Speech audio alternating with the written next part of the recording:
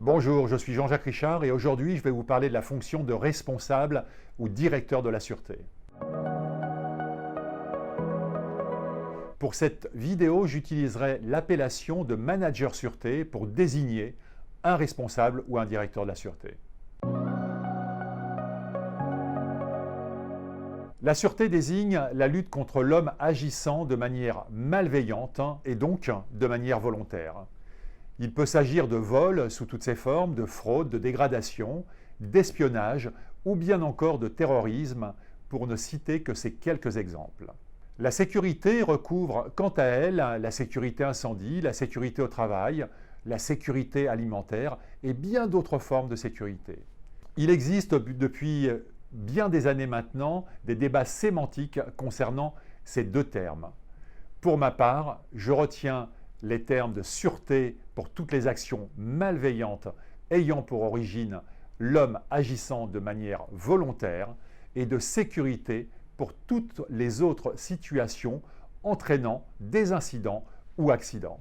Les anglo-saxons utilisent les termes de security pour la sûreté et de safety pour la sécurité.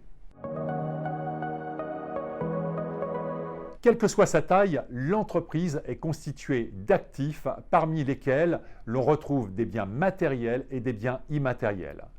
Dans cette colonne des actifs, j'intègre également les personnels sans lesquels l'entreprise ne pourrait pas fonctionner. Dans les faits, ces actifs peuvent être la cible de nombreuses formes d'actions malveillantes, allant du simple vol d'ordinateur en passant par des dégradations ou bien encore des actes de violence physique ou verbale, notamment pour les établissements recevant du public. À titre d'exemple, une start-up qui ne se soucierait pas de la sûreté de ses collaborateurs et de celle de ses actifs serait inconsciente. Car dans sa phase de croissance, ce type de société peut être très vulnérable, notamment face à des concurrents qui peuvent n'apprécier que très modérément l'arrivée de nouveaux entrants.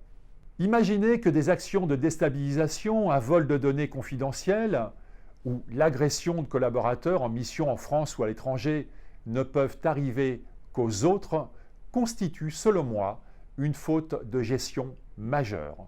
De plus, l'article L4121-1 du Code du travail stipule que l'employeur est tenu de prendre toutes les mesures nécessaires pour assurer la sécurité et protéger la santé physique et mentale de ses salariés.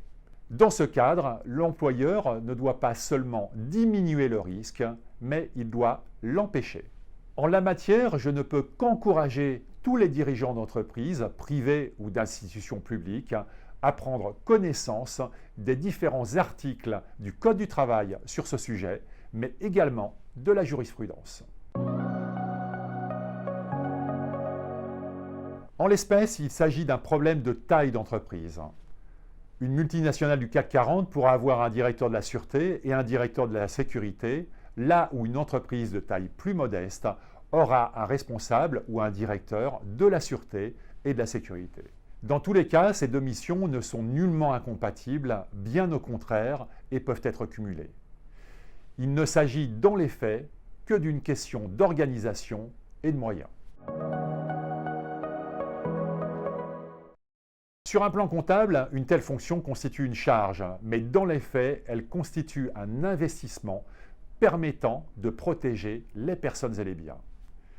Je ne peux que souligner qu'une atteinte aux actifs de l'entreprise aura toujours des conséquences financières directes, mais également des conséquences indirectes, étant entendu que les conséquences indirectes seront toujours plus importantes que les conséquences directes.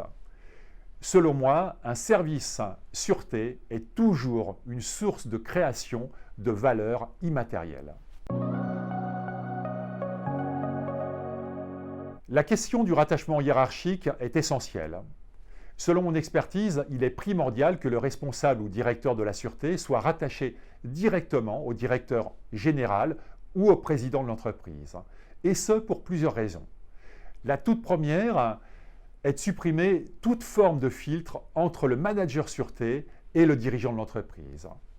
Entre ces deux fonctions, il est fondamental que la communication soit la plus simple et la plus fluide possible.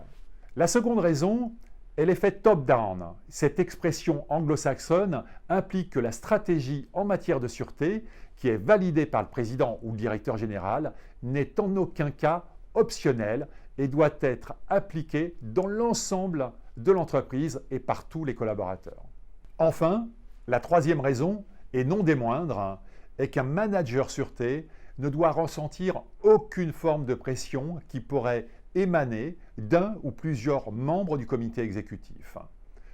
En effet, si la fonction réclame d'être extrêmement diplomate, une telle fonction exige parfois une grande fermeté qui peut être très mal vécue par certains. Là aussi, la question est essentielle. Ou bien le dirigeant de l'entreprise souhaite supporter toutes les responsabilités en matière de sûreté et de sécurité, ou bien il souhaite déléguer ses pouvoirs.